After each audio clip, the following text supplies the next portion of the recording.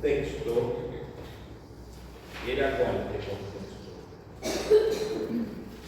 que era lo que le preocupaba a la corona. Los títulos jurídicos, los títulos. Entonces, nosotros nos encontramos con que hay toda una discusión sobre los títulos que la corona va a tener. Y esos títulos, nosotros dijimos, ¿qué cosa? Bueno, sí, había algunos, pero si nosotros tenemos que decir, lo dijimos, pero si tuviésemos que identificar todos esos títulos, ¿qué denominador común tienen todos esos títulos?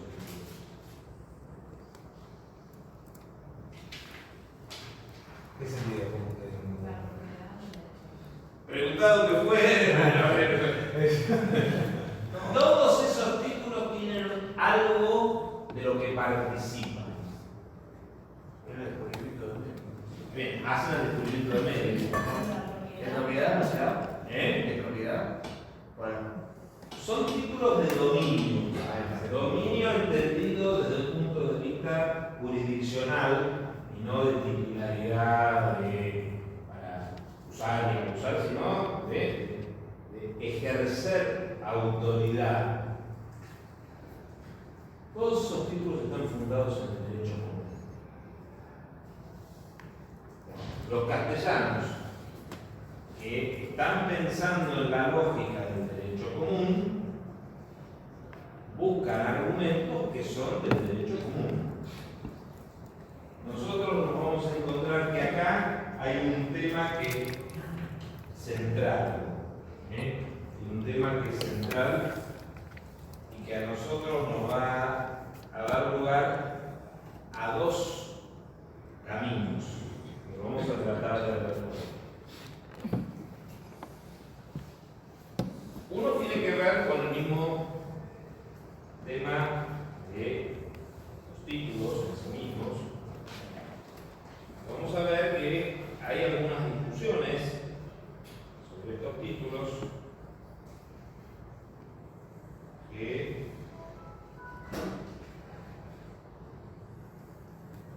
los títulos que vamos a llamar títulos nosotros en este curso iniciales. Son todos títulos fundados en el derecho común, como dijimos antes. Descubrimiento, ocupación, contrato, tratado, concesión papal. Y algo que también dijimos es que la estrategia jurídica elaborada para diseñar estos títulos se despliega en 2 años y medio. Tenemos las capitulaciones de Santa Fe, que son de enero de 1492 hasta el Tratado de Tordesillas, junio de 1494. En 2 años y medio, como para que 2 años y medio no es que era tiempo entonces, es tiempo ahora. A partir de estos títulos, o en función de estos títulos, la corona tiene cierta tranquilidad.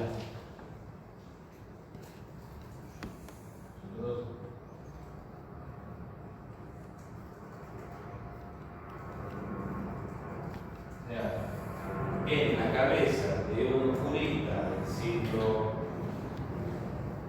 XV, con todo esto en la mano, la corona estaría tranquila.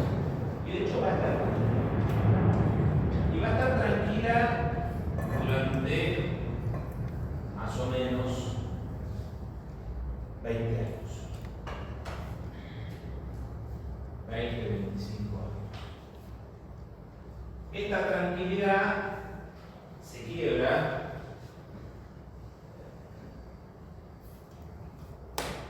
con 2 fenómenos. Uno que tiene que ver con lo que pasa en Europa y otro con lo que pasa en América.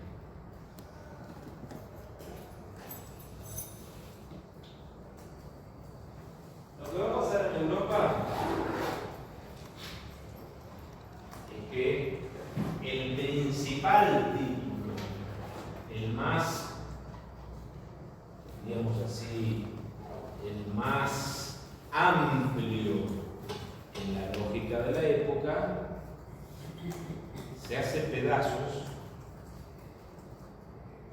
con la reforma luterana. Yo tengo, el Papa me regaló, el tiempo que no está con el Papa, le enseñé a mí que me importa. Sí.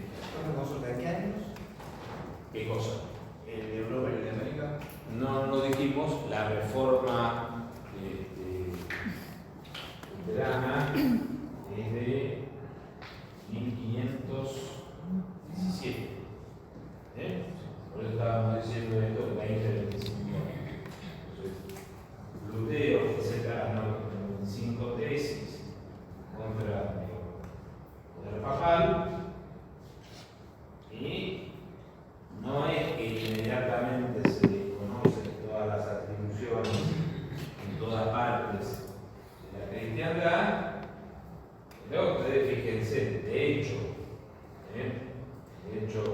buena parte de los conflictos coloniales en América y en Asia van a tener que ver a finales del siglo XVI y sobre todo a comienzos del siglo XVII con los enfrentamientos principalmente con los holandeses, que siguen las ideas reformadas. Así como América, más o menos hasta el 1600, había sido un reducto castellano-portugués, y las Indias orientales casi tanto.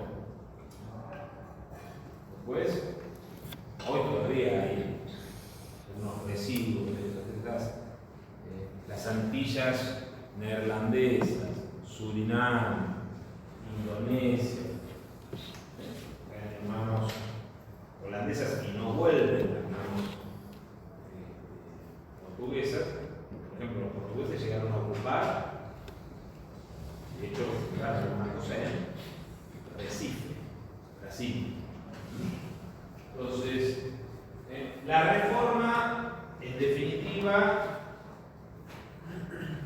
cuestiona el papel de la autoridad papal y va a ser un elemento importante. El otro tema es que, en principio, las primeras ocupaciones, los primeros territorios que se ocupan en América, vamos a decir ahora, es una clasificación nuestra, no es contemporánea, pero los descubridores se encuentran con poblaciones numéricamente reducidas de cazadores recolectores que tenían sus diferencias, tenían sus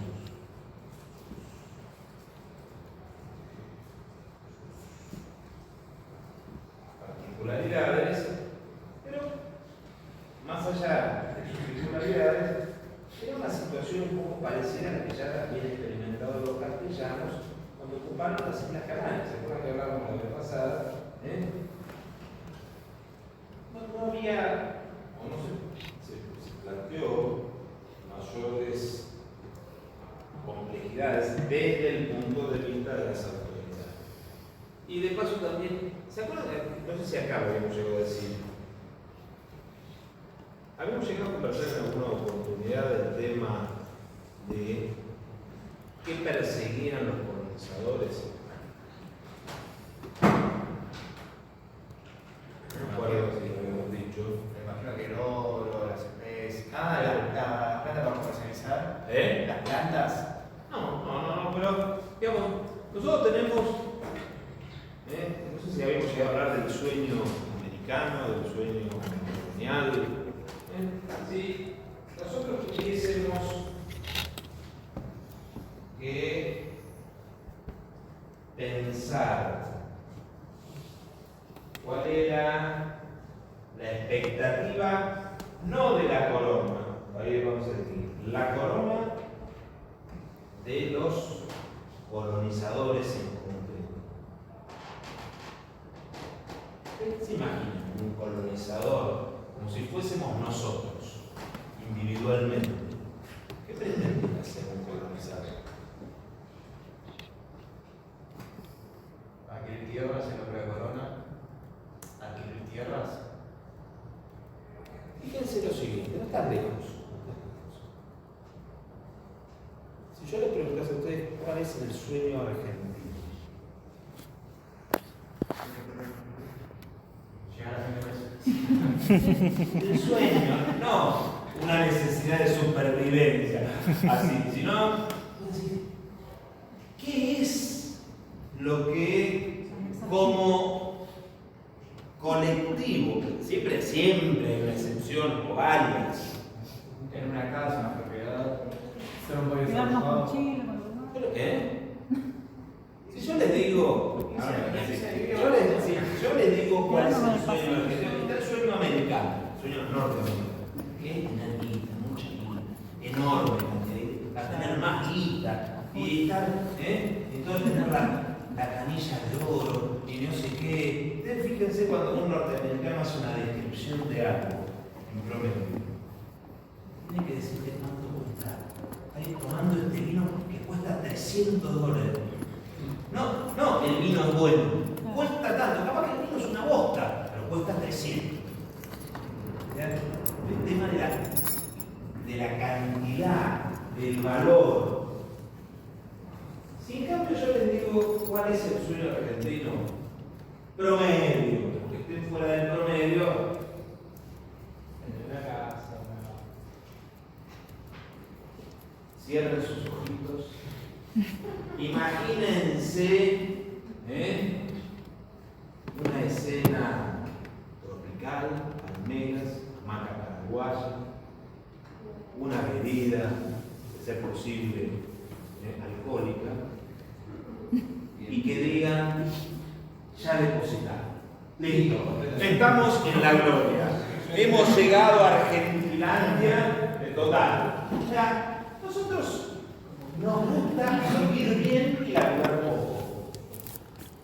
Y entonces, por ejemplo, frente a esto, típica frase del argento que vuelve de Miami y se compró 4. ¿Cómo te va? Y tirando, te dice hijo de puta que baja de la Amaro 0 kilómetros. Y vos decís, flaco, esto no es tirando, yo estoy tirado.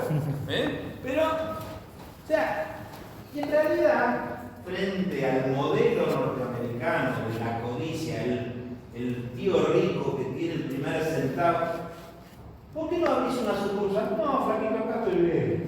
Estoy bien. O sea, si entra la guita, me rasco lo que te quede y a esta idea de estar bien, que viene de los españoles, se le suma la idea italiana de estoy bien yo, mis hijos y mis nietos. Es una cosa así como una continuidad en el linaje de rascarse el higo y estar bien. Este es nuestro sueño como sociedad. Algunos en vez de decir la playa y a la montaña, otro. Pero no tenemos socialmente esa idea de ser los primeros. Estoy bien. Los tipos que fueron a hacer la comunidad pensaban lo mismo. Entonces imagínense, empieza el fenómeno de lo que se llamaría el descubrimiento. Y no empieza, digamos, más allá de que habrá sido consecuencia terrible para los nativos, no le pegamos peras al horno, no le pegamos a un tipo de la Edad Media que piense como debería pensar alguien del siglo XXI. Pero esta es una cosa, digo que debería porque, ay no, un mundo sin guerra, nunca hubo más guerra de la que hay ahora, nunca hubo más muertos de lo que hay ahora. Imagínense, estás en un pueblito perdido en Castilla, Guarani, las ovejitas, llega un tipo que dice, hay una tierra fabulosa, donde podés hacerte rico, donde hay cosas extraordinarias. ¿Quién es el que le crea a uno que está loco? Que está bien, sigue con su negocio, sigue con la lista, ¿sabes? El que va, se entusiasma, es un perejil. O alguna minoría que tenga una situación amorosa, un desengaño. Pero en general es el tipo que está cocinado. Es el tipo que está cocinado, que le cree al que viene a contar estas maravillas, decide hacer su experiencia y se va a Sevilla. Se va a Sevilla generalmente caminando, 500 kilómetros aparte. Y si tiene un poco de guita, con un burro. Cuando llega a Sevilla le prestan el fibrón. Quedó sin huella. Llega a Sevilla. Trata de ver si consigue subirse un barco, se sube. El barco es una mierda. No es el Royal Caribbean con tirolesa, piscina de agua caliente, fría, minigolf. Es una cosa que tal vez sea 2 veces esto, donde el único tipo que duerme cubierto es el capitán. Vos sos de la masa sufriente y sudorosa de la tripulación y dormís sobre cubierto. Te cae el agua fría, tenés una tormenta, el agüita que tomás tiene algunos bichitos que te generan algunas descomposturas interesantes. Hay ratitas, bueno, así durás. Hijo puto. De todo. Tardás como 60 días. Llegar. Ya no se encuentran más los nativos con la bandeja de frutos. Te reciben con un flechazo. Calor de cagarse. Lleno de bichos horrendos, ponzoñosos. Los indios que te quieren hacer bolsa. Tuviste 20 años al servicio del rey. Ahí te dicen, el rey, no con estas medidas, pero te dice, te voy a dar como premio 500 hectáreas de tierra, más de la que tenía el tipo más rico del pueblo donde vivías. Qué bueno. Pero ahí te das cuenta de una cosa, te dieron las tierras. Pero trabajar, yo. ¿Y quiénes están? Los indios. Listo, problema asegurado. Problema resuelto. El conquistador no quiere laburar. Fíjense, no hay un planteo de superioridad étnica, de segregación racial. No, hay simplemente una cosa de yo no voy a laburar. Me vine a deslomar para ser rico, no para seguir laburando. Esta es la mentalidad del español. Entonces, no hay una actitud consciente, deliberada, siglo XVI, no sé el siglo XVIII. No hay una actitud. Ustedes fíjense lo siguiente, tanto es así que esta ciudad de Buenos Aires, segunda fundación, la fundaron los mestizos. O sea, los conquistadores no tenían ningún tipo de problema en tener vida maridable con las nativas. Todo lo contrario. No hay una actitud de pretendida superioridad. O sea, si en vez de haber sido los boers, luteranos y en algunos casos calvinistas los que ocuparon Sudáfrica, no hubiese habido ni apartheid, ni hubiese habido después de 300 años una diferencia entre unos tipos blanco teta y unos negros que están totalmente separados. Había una enorme mestizaje como el que hay en Brasil. Donde vos te encontrás, en Brasil hay una combinación de distintos matices de pigmentación. Casi no hay negros completos y blancos son poquitos. Hoy todavía siguen estando porque son capaz que de segunda generación, de tercera. Me parece que todo se mezcla.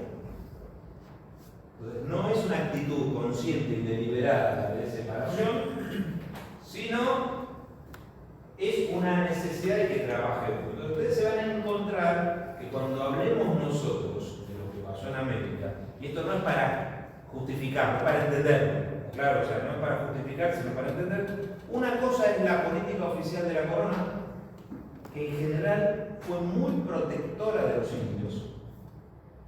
Y otra, la actitud de los colonizadores en concreto, que, flaco, yo no vine a hacer esto para después. Piensen en lo siguiente: la corona le pagaba a profesionales para que asesoraran gratuitamente a los indios. Ventaja que no tenían los españoles. O sea, en general, los españoles estaban en peor condición procesal que los nativos. Y en aquellos lugares donde los conquistadores no pudieron incidir por izquierda, solían ganar los nativos. Sobre todo, ¿qué nativos? Los que venían de las altas culturas precolombinas. O sea, que tenían un nivel de complejidad. Con esto, no es que los reyes no eran antropólogos, no entendían esto. Las poblaciones nativas más organizadas, más complejas, rápidamente se incorporaron al sistema y entendieron la lógica del sistema. En cambio, esos cazadores recolectores al estilo de los pueblos amazónicos no estaban en condiciones de entrar a marchas forzadas en un proceso de aculturación. Fíjense lo siguiente. Bien, todavía pasan estas cosas. Es muy difícil. Voy a decir de una manera que suena despectiva, no pretende ser preparada a significar. Si vos estabas viviendo en el medio de la selva hace 2 generaciones o 3, es muy difícil entrar en 3 generaciones a una civilización monetaria. ¿Qué es la moneda? El crédito. O sea, nosotros no nos damos cuenta, pero digamos, hemos vivido en marchas, en varias generaciones hemos hecho una transición, pero no es normal que vos tengas que trabajar 8 horas a partir de. Las poblaciones nativas tienen ritmos de trabajo y de actividad relacionados con el clima, con las horas de luz. De repente salen a cazar un jabalí en medio de la Amazonia, capaz que están 3 días siguiendo al bicho, vos no te buscas eso, ni por ejemplo, ahora después capaz que están 15 días tomando fresco debajo de una palmera.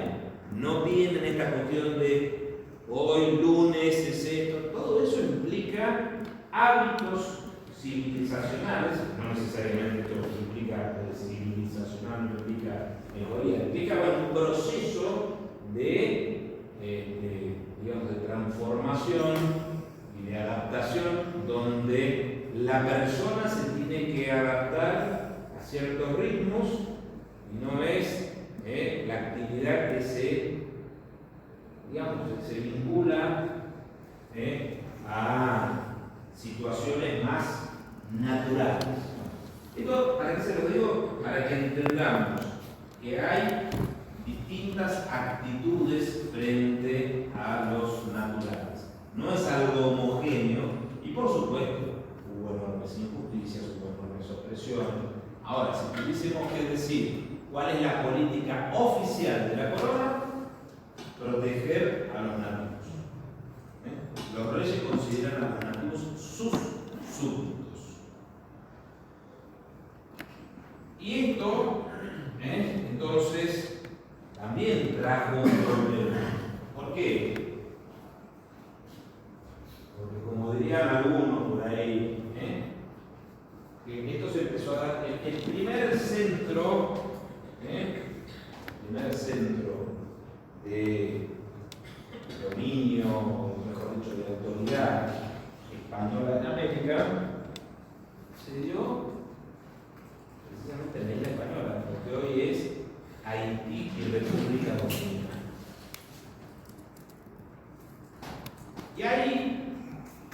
empezaron a manifestar los grandes agravios a los nativos. Y esos agravios a los nativos dieron lugar a algunas admoniciones críticas,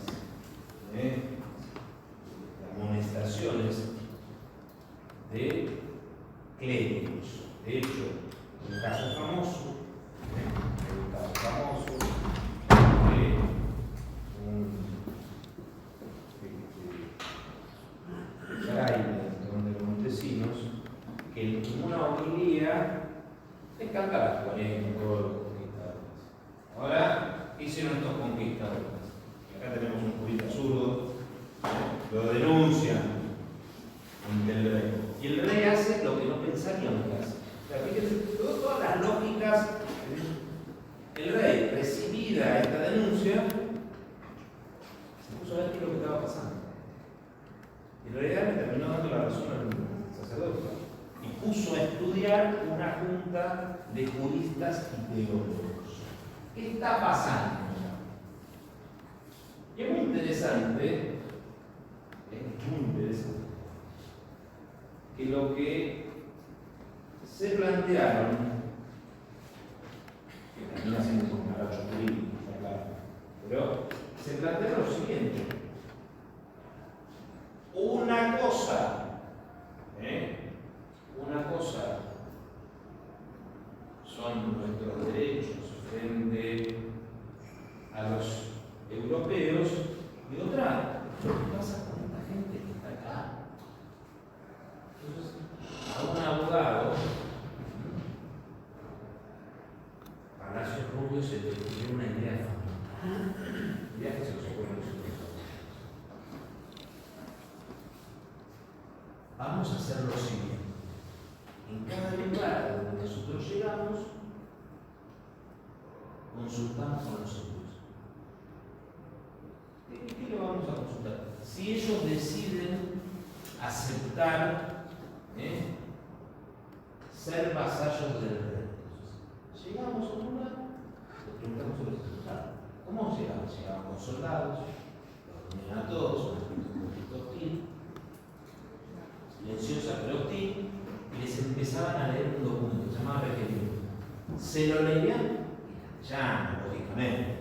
Entonces, daban esa fórmula de: si no hay nadie que esté en contra, está aceptado. Y nunca falta el escribano que doy fe. Sellaba y listo. Ya eran súbditos de la corona, voluntariamente incorporados. Es un mamarracho. Pero a pesar del mamarracho, insisto, tenemos que verlo a comienzo del siglo XVI. Es un mamarracho que parte de una premisa que es muy interesante. La premisa que es muy interesante es: estaba pensando que esos seres que estaban ahí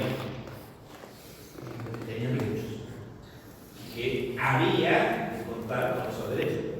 Ahora, por supuesto, el valor de este tipo de aceptación tácita es un desastre. Pero yo ahí lo que siempre les digo, no en este afán de la reivindicación, sino decir, esto son cosas que pasaron hace 500 años, son cosas que, además también, fíjense lo siguiente. A mí me parece uno de los episodios más extraordinarios de la historia de la humanidad. ¿Pero por qué me parece? Me parece que es extraordinario no solamente esto de pensar en el otro, de esta manera, sino pensar en el otro cuando estás ganando. Porque en general los derechos se empiezan a evaluar cuando te encontrás con que el otro es dócil, cuando te encontrás que tenés que consolidar el crecimiento. Ustedes piensen que pocas veces en la historia de la humanidad ha habido episodios tan extraordinarios. Ustedes piensen lo siguiente: Hernán Cortés derrota a los aztecas, eran como 2 millones de tipos, con 250 soldados. ¿Cómo te puedes sentir? Sos Superman. Pizarro con unas cantidades inferiores todavía. De hecho, la primera expedición que hace Pizarro para llegar al Tahuantinsuyo la hace con 7 colaboradores. Ahí hace una especie de reconocimiento. Entonces,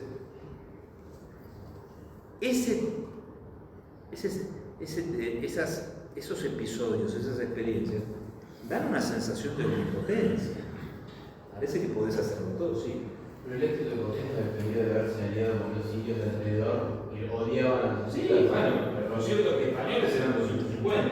Entonces, y hace determinadas cosas que son, de hecho, la Malinche, que es su novia, es una mujer de una tribu, rápidamente se da cuenta de las alianzas.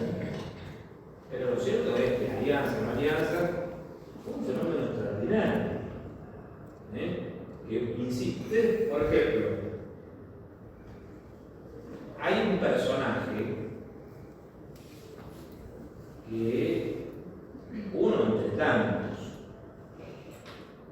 Álvar Núñez Cabeza de Vaca, es el que identifica para Occidente las cataratas del Iguazú. Ustedes imagínense, el tipo tiene un libro que se llama algo así como Naufragios y Derroteros. Naufragó 3 o 4 veces, el tipo estaba medio secta, pero secta para los demás, no para él. Imagínense, naufraga en lo que hoy es Florianópolis. Iba para Asunción. El tipo naufragando ahí junta un conjunto de sobrevivientes y se va caminando hasta Asunción y llega. Yo me perdía a los 2 días y ahí descubre las cataratas del Iguazú. Imagínense esto como que yo te digo, te subís hoy en un cohete, llegás a Saturno, te encontrás con los tipos de Saturno y los haces laburar a los tipos de Saturno. Te crees Gardel. O sea, es en estas circunstancias, holandeses, ingleses, alemanes, empezaron a hablar de los derechos de los nativos después de la Segunda Guerra Mundial. Estaban bien cascoteados por los bombardeos de la Segunda Guerra Mundial. No lo hicieron en el momento de su apogeo. Esto es lo que quiero decir. Entonces, todo esto es el verdadero. ¿Esto significa que hubo contrato? No, no significa que hubo contrato. No confundamos. No digamos que esto fue un remanso. Lo interesante es la actitud. Entonces, en esa actitud aparece, después de lo de la teoría del requerimiento, un planteo que es el de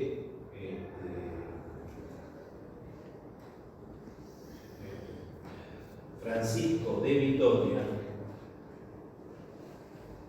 que es un profesor universitario, es un dominico, es un profesor universitario que enseña en la Universidad de la Élite, que es Salamanca. Y ahí, en esa Universidad de la Élite, lo que señala es que todos los títulos que la corona tenía hasta ese momento eran insuficientes. De hecho, hay un curso que en 1539 se llama Relecciones de los Indios. Sí, Relecciones de los Indios. Era como una especie de curso de verano por estos temas, y tiene 2 partes. La primera parte avanza y evalúa los títulos que vimos nosotros. Por ejemplo, lo que va a decir es: la donación papal no tiene ningún valor, porque el Papa no podía regalar aquello de lo que no era dueño. Esto lo dice un sacerdote de la Iglesia Católica. ¿Está? Bueno, te puedo decir algunas cosas. Los títulos D más o menos tienen que ver con que la sociabilidad natural, la aceptación voluntaria. De hecho, también fue tan fuerte el impacto de este tipo de reflexiones que Carlos V mandó parar la conquista. No nos vamos a retirar, pero no vamos a seguir avanzando. De hecho, excepto situaciones de conflicto abierto en algunas poblaciones, el sur de Chile, Baja California, cosas por el estilo, hasta el siglo XVIII la conquista se detiene. O sea, tiene que ver con una decisión jurídica. Ahora, lo interesante, y esto es lo que vamos a hablar, es que frente a los títulos fundados en el derecho común, Victoria saca a reducir títulos fundados en el derecho natural. Esto es lo importante. O sea, más allá de esto, lo cierto es que la recuperación de una idea de que hay un derecho universal aplicable a todos los seres humanos se genera a partir del impacto del descubrimiento de América. O sea, el hecho de estar en contacto con la realidad americana lleva a tener que reflexionar sobre este hecho. Y esto va a tener que ver con otro episodio, con otro fenómeno que es importante, que tiene que ver con esto porque es diferente. ¿Qué habíamos dicho nosotros sobre no el tema de los títulos, sino sobre el derecho aplicable, el derecho común? Común no, el común, sino el derecho de todos los días. Se produce el descubrimiento de América. ¿Qué derecho se usa?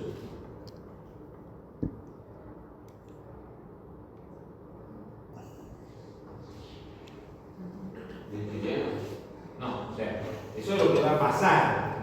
Pero lo primero, se usa el derecho castellano. O sea, llegó Colón, llegaron los hermanos Pinzón, Rodrigo de Triana,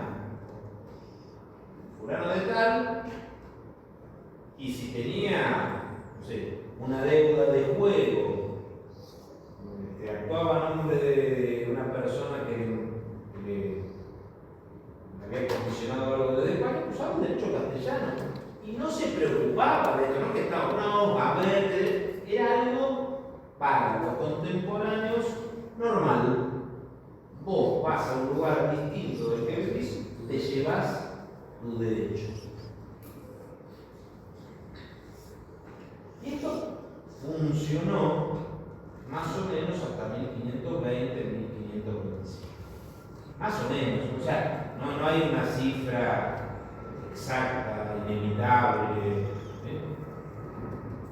O sea, mientras los conquistadores estuvieron más o menos solos, más o menos aislados de poblaciones sofisticadas, esto funcionó. Pero se empiezan a encontrar con poblaciones raras para los europeos, inclasificables, que tienen un montón de cosas diferentes. Además de que también empiezan a ver, y esto es un concepto importante que se va a ir armando, América es diferente. Se habla de tierra nueva. Por ser la tierra nueva, obviamente, nueva para quién? Para los europeos, ¿sí?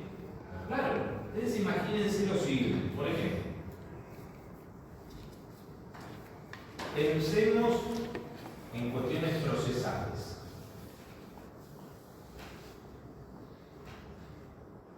¿Cómo contar los plazos para apelar, para intervenir en un proceso. Ustedes imagínense lo siguiente. Cuando ya se instalen las autoridades en esta región, el Tribunal de Apelación de esta región, de Buenos Aires, de Río de la Plata, acá tuvo en Charcas, lo que hoy es la ciudad de Sucre, en Bolivia. Está lejísimo, está a 2.500 kilómetros. Pero además de que está lejísimos Sucre, hay un fenómeno que capaz que alguno de ustedes lo tendrá en cuenta, que es entre Salta y el Alto Perú, el altiplano, hay una época del año en la que se produce un aislamiento recíproco, las lluvias.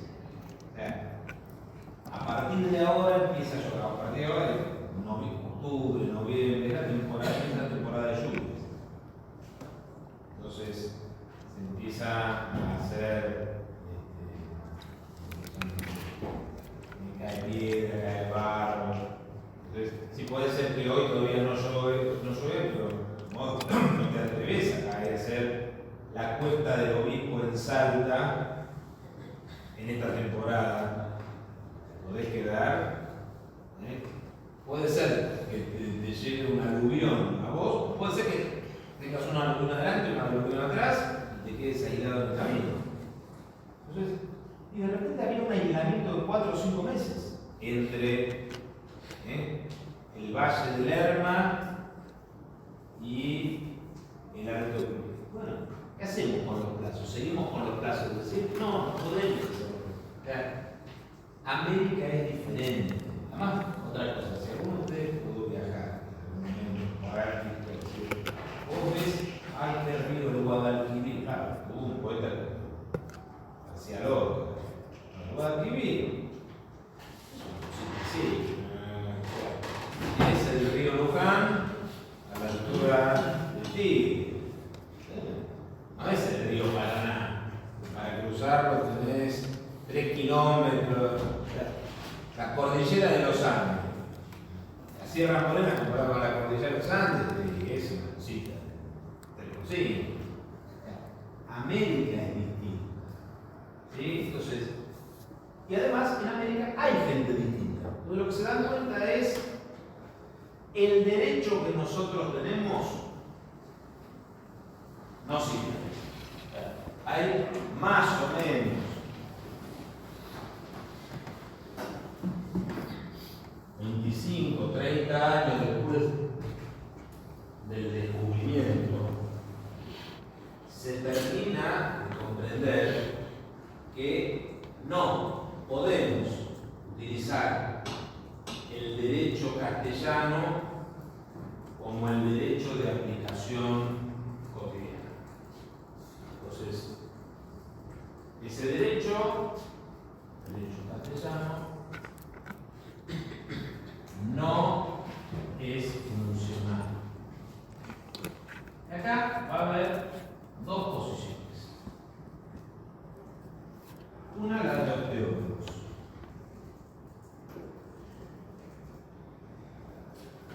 Bien, en este tipo de cosas nosotros tenemos que estar pensando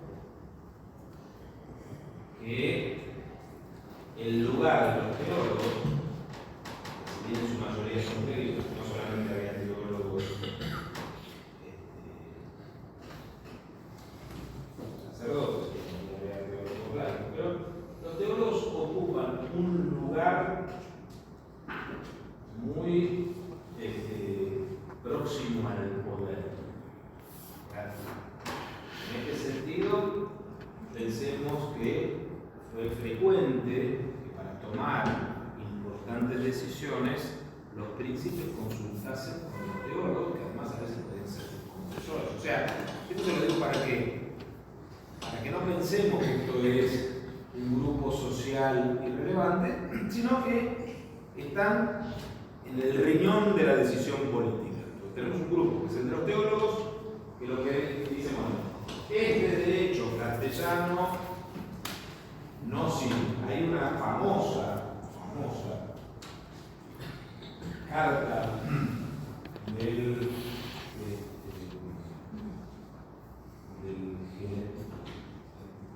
la máxima autoridad franciscana en México, que le escribe a otro franciscano, más o menos hacia 1550, le dice: quiera Dios que ni abogados, ni códigos y comentarios vengan a América, porque ni Justiniano hizo leyes para estos nativos, ni Bártolo ni Baldo las comentaron al mismo tiempo. Más o menos. Si vos se dan cuenta, este derecho que tenemos es un derecho medieval. Incluso además, fíjense otra cosa, se impone en estos años un rótulo que todavía sigue escuchando, un rótulo que es el de Nuevo Mundo.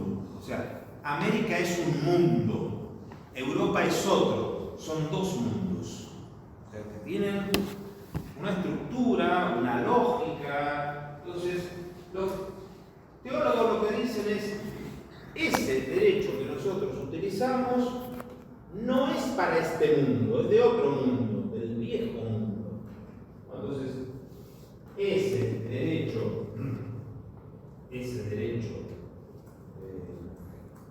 Europa no debe pasar. Bueno, está la crítica. ¿Y qué derecho usar? Un derecho que tenga en cuenta lo que hay de compartido entre conquistadores y conquistadores. ¿Y qué es lo que tienen compartido conquistadores y conquistadores?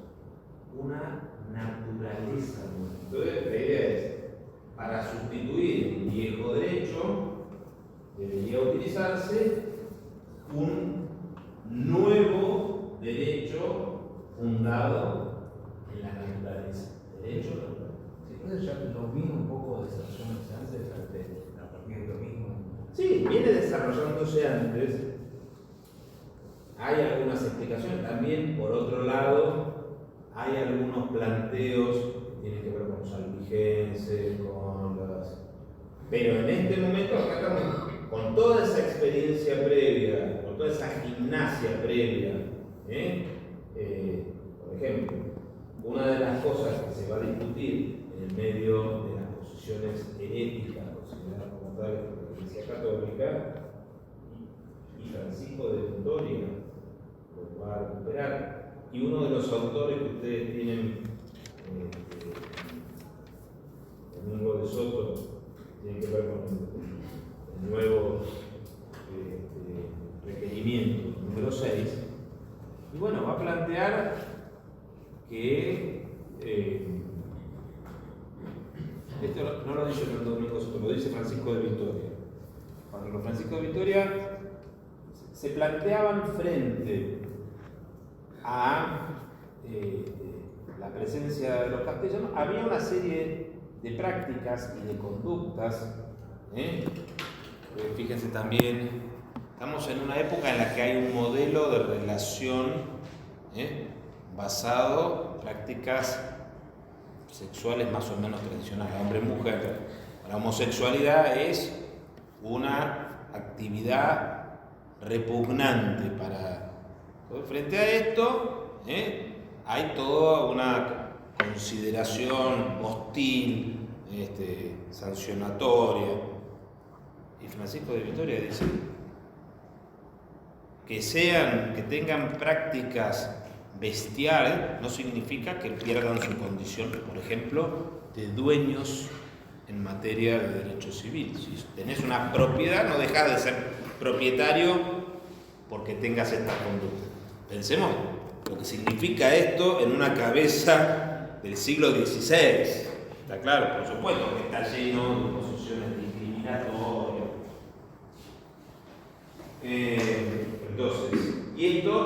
debate, es muy interesante ver que Francisco de Vitoria se había formado con teólogos franceses que participaron, casi como en París, que se habían formado en las discusiones contra Lutero, que estos a su vez se habían formado en discusiones que tienen que ver con los alienígenas. O sea, hay una relación, no es que el fenómeno americano marcó algo absolutamente no. Es la dimensión del fenómeno y las consecuencias. ¿Está? Pero es verdad que hay un camino anterior. De hecho, también, a mi juicio, no está bien trabajado. No es que yo tenga la verdad, no tengo ni conozco, pero explican. Los expertos de esto hablan de la segunda escolática, pero no plantean cómo se pasa de la primera a la segunda, ni quién, ni cómo. Es un tema un poquito desatendido. Pero bueno, lo cierto es que estos teólogos lo que van a decir es que tenemos que hacer borrón y cuenta nueva, acá hay que aplicar un nuevo derecho, este nuevo derecho fundado en la naturaleza.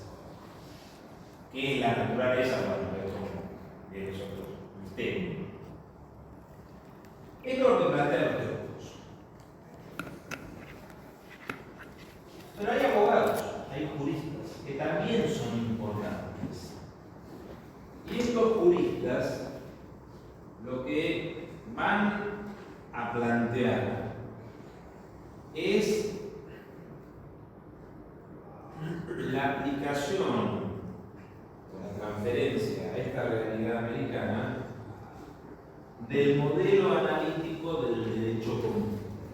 ¿Se acuerdan cómo se integraba el derecho común? Lo vimos hace 3 clases. Esas son las fuentes, pero en la práctica el derecho común, ¿cómo funcionaba? ¿Qué normas había? Doctrina. Entonces hay derecho propio y derecho común. Tenemos normas del derecho propio, normas del derecho común. Todo esto integrado con los principios del derecho común. Entonces los juristas lo que dicen es, sí, es verdad, acá hay cosas que no son asimilables a lo que había en el mundo. Imagínense, por ejemplo, la lógica de ocupación del territorio es una lógica en la cual se aplican estándares europeos. Por ejemplo, el matrimonio monógamo. De repente se encuentran con que hay tipos que tienen 5 esposas, que se convierten al cristianismo. ¿Qué hacemos con estos tipos que tienen 5 esposas? No puede ser que tengan 5 esposas, tiene que tener uno. ¿Y cuál eligen? La que quieren, la más nueva, la primera. Hay que resolverlo de alguna manera. No hay un modelo de resolución que nos pueda proporcionar Europa. De hecho, también, aunque les parezca mentira frente a ciertos mitos, especialmente dramáticos, en América hubo Inquisición, pero la Inquisición no era para los indios, era para los que venían de Europa, porque eran cristianos de hace ya varias generaciones. En cambio, los indígenas, de los cuales se sabía que se habían convertido en masa, a ellos no se les obliga, porque son neófitos en la fe, son nuevos, son débiles. Entonces, esto es para los que en realidad han sido un poquito aimados en su conversión. Pero igual, esto es raro. Por ejemplo, además, fíjense otra cosa que a veces, no sé si es el tercer concilio limense, una reunión de clérigos, de obispos en la arquidiócesis de Lima. Una de las cosas que manda es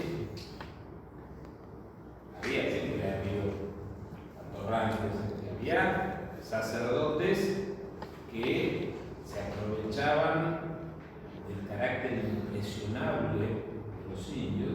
Entonces, cuando estos indígenas estaban en artículo mortis, estaban a tirar la pata. ¿Y por qué usted tiene que dejarle a la iglesia tratado?